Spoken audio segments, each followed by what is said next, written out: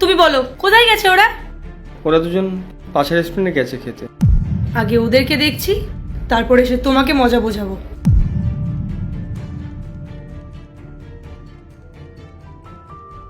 Payel, I want tell you something. You know, আমার তোমার সঙ্গে দেখা হয়ে খুব ভালো লাগলো। আসলে না, আমি আপনাকে কিছু বলতে চাই। হ্যাঁ বলো না।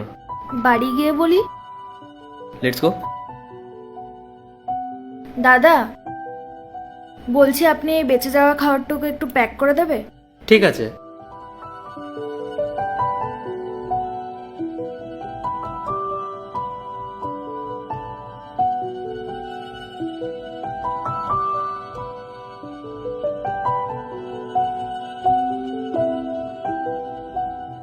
আচ্ছা পায়েল, আমাকে একটা কথা বলো, তুমি এই খাবারটা প্যাক কেন করালে? আসলে খাবারগুলো নষ্ট হয়ে যেত তো তাই।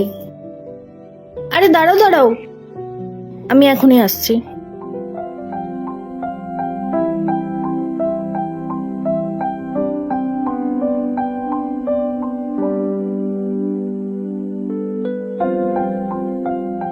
এই নাও, খাবারটা খেয়ে নিও।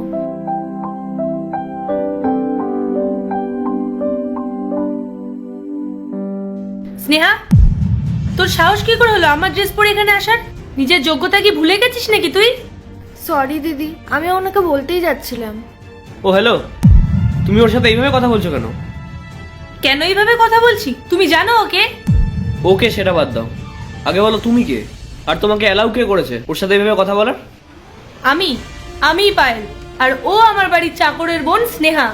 ও এখানে আমার ড্রেস পরে এসে তোমাকে বুদ্ধু বানাচ্ছে। এক নম্বরের অশিক্ষিত। তুই জানিস এই ড্রেসটার দাম কত? পুরো 5,000 টাকা। সরি দিদি, আসলে দাদা পড়তে বলেছিল। তুই যা, বেরিয়ে যা এখান থেকে।